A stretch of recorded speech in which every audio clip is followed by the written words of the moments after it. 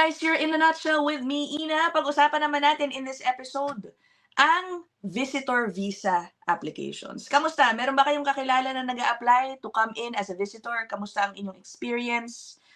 Yung masishare ko lang on my end, yung kapatid ko, no? They were here a couple of months ago. Wala naman naging problema dun sa kanilang visitor visa application. Specifically for my niece. Siya lang naman yung kinailangan mag-apply for a visa. Kasi yung parents niya, yung kuya ko, tsaka yung sister-in-law ko, meron silang US visa, which means hindi nila kailangan ng Canadian visa. Mag-a-apply lang sila nung tinatawag na ETA. Online lang yun, napakabilis. Tapos parang $7 each lang yata, and then you will get practically automatic approval in a matter of minutes. Okay, so again, they only had to apply for my niece. Naging smooth naman. Okay, but apparently, it's not always the case for many. Canada is or has tightened its screening of visitor visa applications. In this episode, we will talk about what has happened. Ano na ang naging resulta ng paghihigpit na yan? Alam nyo ba, for one country, umabot ng almost 90% yung refusal rate ng mga tao galing doon na nag-apply maging visitor dito sa Canada, specifically for the period November 2025 to March 2026. Bakit? Okay. Medyo yung pag-uusapan nating data, yung una, involves that period.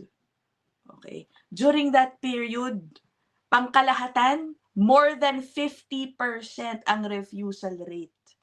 Okay, sa mga nag-apply ng visitor visa, specifically for an event happening here in Canada, ang World Cup FIFA 2026. Okay, Canada is hosting it.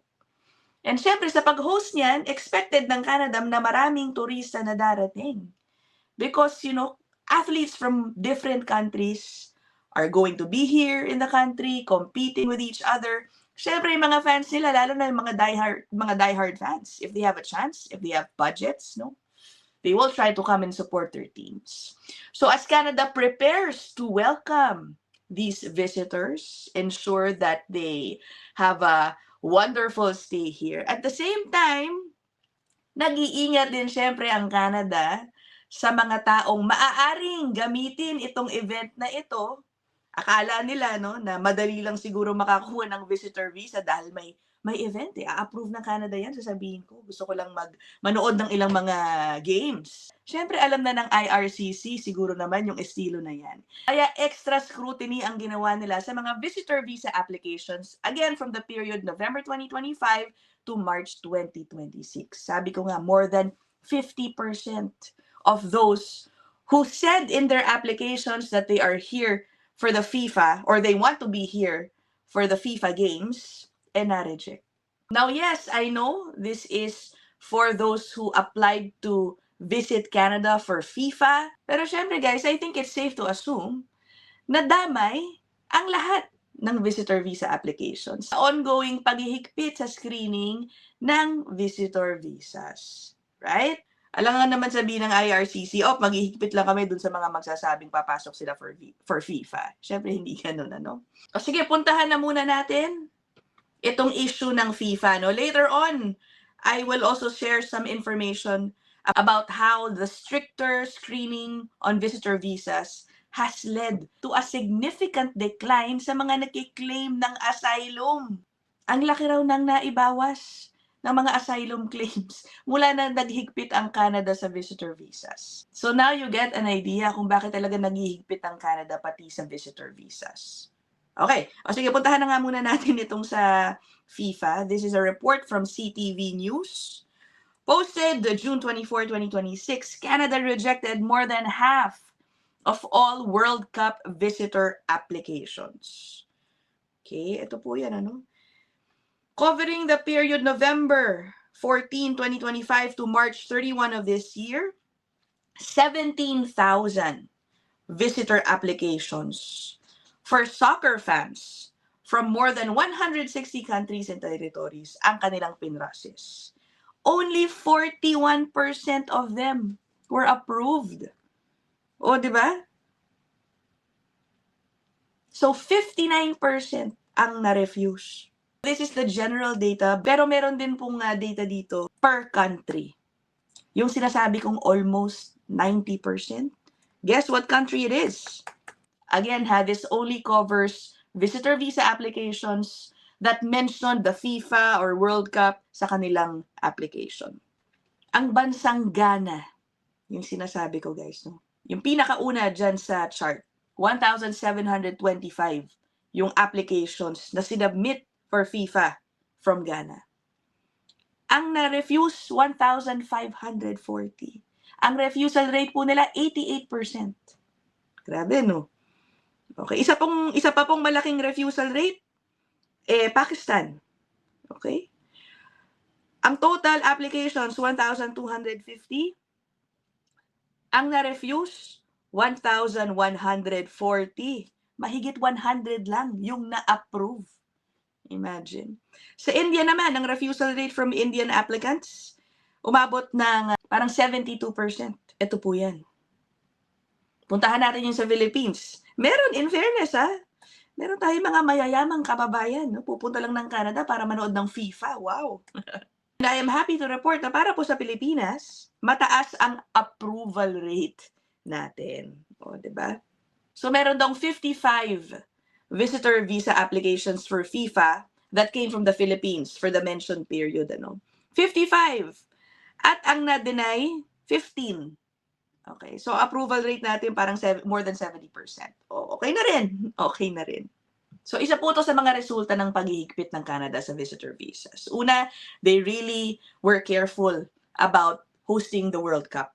They knew that many people might use this as an opportunity to come in and overstay.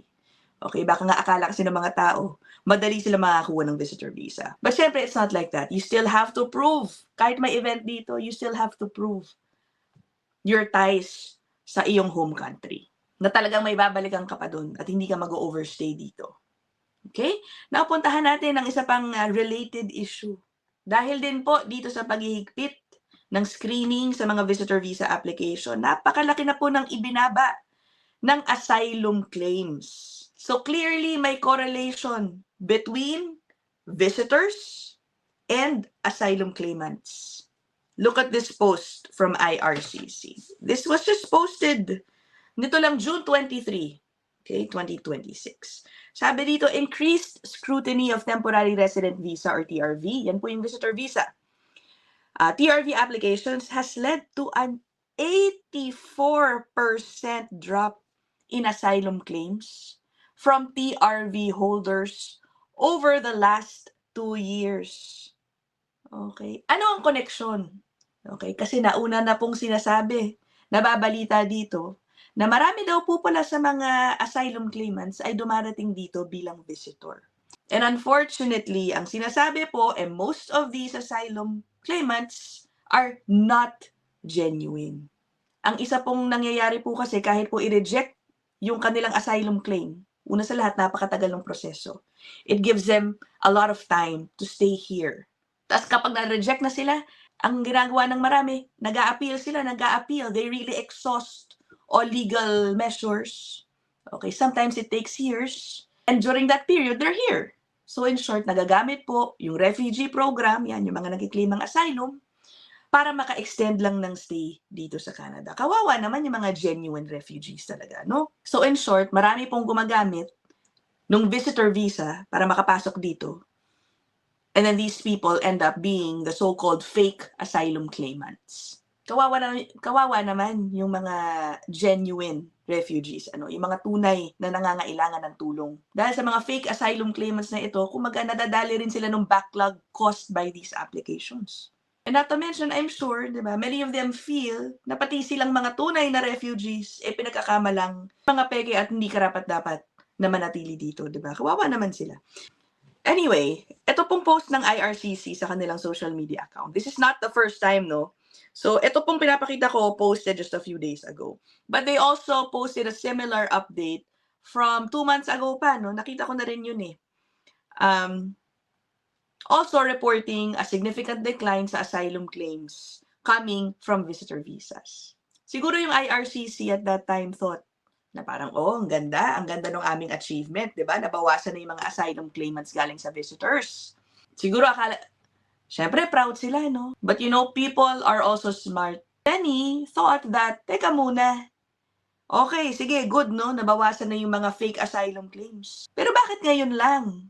Many thought that IRCC, in posting this update, indirectly admitted that they were not being thorough in assessing the visitor visas before. And then not being thorough in those assessments. Again, before, maaaring marami silang nabigyan ng visitor visa, kasalanan din nila, no? Binigyan nila ng visitor visa yung mga hindi karapat-dapat. Yung pala pagdating dito, marami dun sa mga binigyan nila, yun na nga, naging fake asylum claimants. Okay, let me show you some comments. So tatlo lang naman to, no? Example, sabi ng isa, all these posts do is reveal how careless IRCC was. Ano ba? Sabi pa nung isa, so you're admitting lack security? Appalling. Diba? Another one. So you weren't scrutinizing before? Yan. Which makes sense. I don't blame them kasi nga parang yun yung indirect admission na nangyari dito sa update ng IRCC na ito. Balikan natin yung correlation between the two, no? The government tightened its screening sa mga TRV applications, yung visitor visa applications. Ano nangyari? Far fewer people received their visas, obviously. And then, ano naging result nun? The asylum claims from visitor visa holders significantly dropped. Taga rin i-point out na yung drop po kasi, 84%, it's not a usual fluctuation. So clearly, the connection is there. So again, this is another reason kung bakit naghihigpit ang Canada sa mga visitor visa applications. There's a whole World Cup situation and then itong issue ng fake asylum claimants. Let me know what you guys think. I will end this episode here. See you guys in the next one. Bye!